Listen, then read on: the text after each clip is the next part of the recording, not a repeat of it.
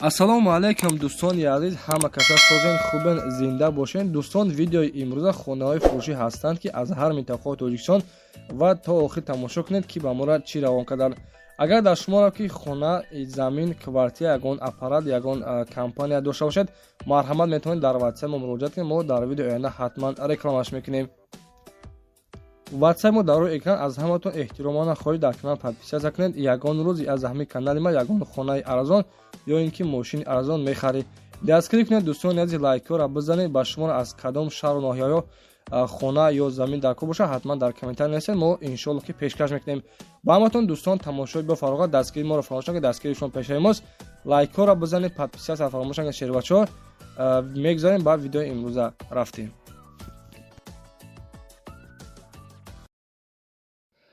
با توجه به آدرانی که از فدراسیون روسیه مخصوصا از مسکو و مسکووسکای اوبلاست به تاجیکستان بار میفرستند و رسانیده می شود که شرکت اکای نبی مشکلی شما را حل میکند. این برادرمان چند سال این کار را انجام میدهد و کارشان در سطح عالی می باشد. اگر شما در دیگر شهر باشید، بارتان از یک تن بسیار باشد، از در خانه آمده میگیرد و به تاجیکستان هم روان میکند. آدم باورناک از دوستان عزیز، مرحمت کنید، به همه جای تاجیکستان روان میکند. شرکت اکای نبی در خدمت ما و شماست.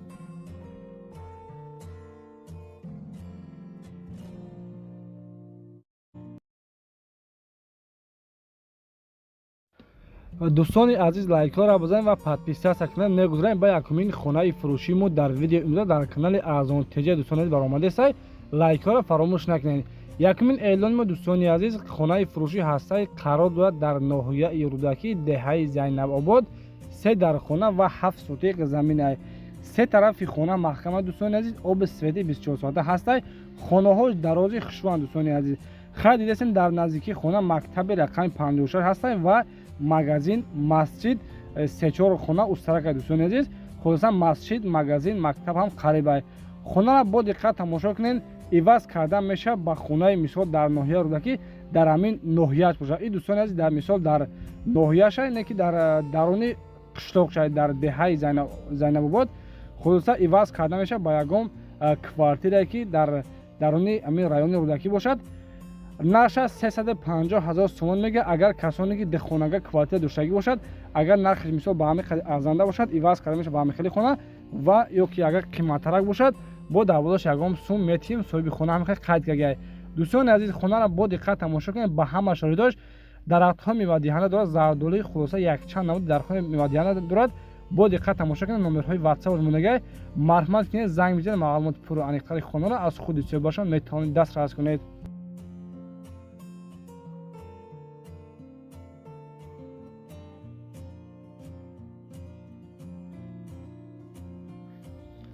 دوستان عزیز، دومین اعلان ما خانه فروشی هسته قرار دارد در شهر دوشنبه، کوچه حسن آبادش میگن.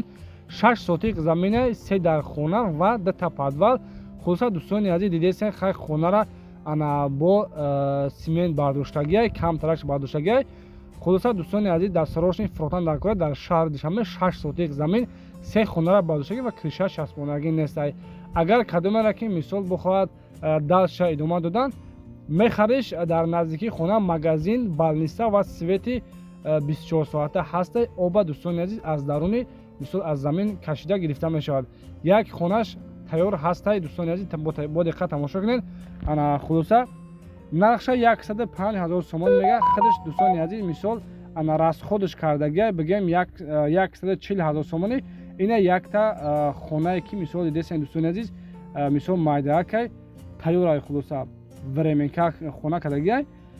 انا نرخش 105,000 تومانی با سودای خوب همیشه. مرحمت کنید دوستان عزیز، خونه را با دقت تماشا کنید. با کدومی که در کارشون باشد خلاصه دکومنتاش همش خوبن، فقط در نامش گذاردن در کار همین خیلی صاحب خونه قید کردگی هست. از 105,000 تومان از نام کانال ما کسانی که گپ زدن ان شاء الله که با سودای خوب میشود. نمرهای واتساپ شون دوستان ماندگی زنگ بزنید، معلومات پرو انیق‌تر خانه را از خود حساب باشن میتونید پرسان شوید. و از نام کانال ما نسیم تجاری حتما سلام رسانید. لایک را بزنید به خاطر خانه‌های ارزان. دوستان عزیز، از ما خواهش میکنم کسانی که مثلا چقدر خانه میخوان از کجای دیگه در کارتون حتما در کامنت بنویسید. ما با شما کوفته یافته میخوای خونه را پیشکش.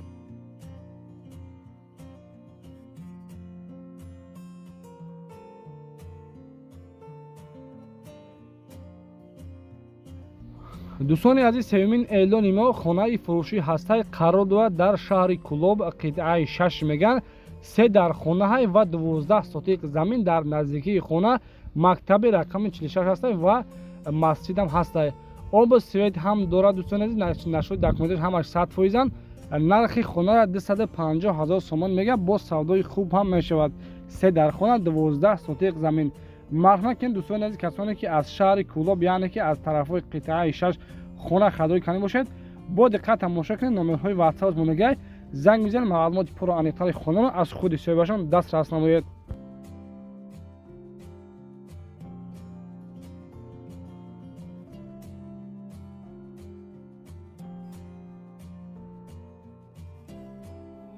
السلام علیکم و رحمت الله و برکاته. برادران عزیز، همان کسا خوب هستین؟ الله مهربان نگهبان تو باشد. ما را یک مادر اینوالید یعنی که یک مادر معیوم مراجعت کرد که بچه جان التماس ما را یک عروبچه نمیرسه برای حیکدن و برای راه گشتن. یک عروبچه نمیرسه، حرکت میکنیم، دستگیری میکنیم. دوستان عزیز، خاص از برای الله کارت خود نیست، کارت خودشون. و دوستان عزیز، کارت به نام کنجبای و نزیده میبراید. نمرهایی که مثال در همین کارت دوشنبه‌ستی پیوستن 901 61 73 61. نمره کارت دوشنبه‌ستی موندگی. از همتون خواهش میکنم مرحمت دستگیری کنین چقدر که میتونین، ان شاء الله که باز همون قدر خوبتر که بهتر میشود. اگر که باور نکنین نمرهاش موندگی زنگ میزنید. کارت دوشنبه‌ستی دوستان عزیز مثال چی قدر که میتونی 1 سو میتونی 10 سو میتونی 100 سو میتونی خرج کنید. شتابی همه یک دستگیر هم یک در کلیسکای خوب و بهترین خریم در حق همه غریبانی که در فدراسیون روسیه کار کردن، در حق همتون دعا کنگر و در حق همه آدمای بسیار خیرخواه دعا کنگر. دستگیری کنید دوستان عزیز، ان شاء الله که بهترین میشود.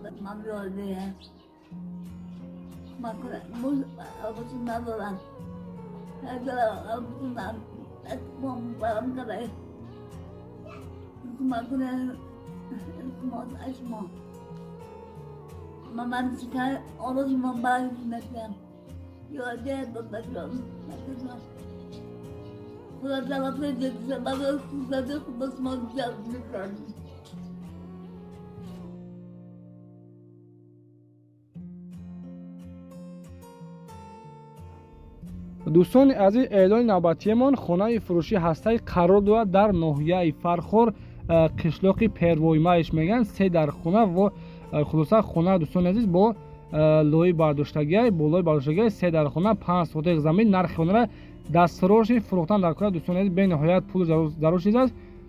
98,000 سومانش میگه، باز کم تر دیگه سودا میشه، کنکرین خراب شد.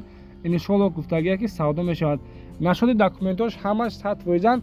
فقط خلاصه یک شکاتور میگن دوستان عزیز و دکومنتاش 100% آب سوئد 24 ساعته هستن. نمرهای واتساپ مونگای مرحمت کنید زنگ میزنید، معلومات پر و انیق‌تر خانه را از خود صاحبشان دسترس کنید. به خاطر خانه های ارزان شهر بچه‌ها لایک را بزنید. از همتون خواهش میکنم اپاجون اکوجون لایک را بزنید و در کانال ارزان تجه حتما پاپیسا کنید، چون که در این کانال ما هم روزه ان شاء الله که خانه های ارزان پیشکش تا میگردونیم. خانه نوبتی ما خانه فروشی هسته دوستان عزیز قرار دارد در ناحیه خراسان دهه گلستان میگن 6 در خانه و 15 سوتیق زمین. اوغل ده اتجاه دارد، آب سوئد 24 ساعته دارد، 4 طرف خانه محکم. خلاصه دوستان عزیز دیدین خانه با دقت تماشا کنین، همش ریمونت های خوب کردگی، چالیوب هم دارد، انگور هم خلاصه پخته سر بر قریبه. نرخش 450,000 سومان میگه، با سودا میشود. نمرهای واتساپ مونگای مرحمت زنگ میزنید، معلومات پر و انیق‌تر خانه را از خود صاحبشان دسترس کنید.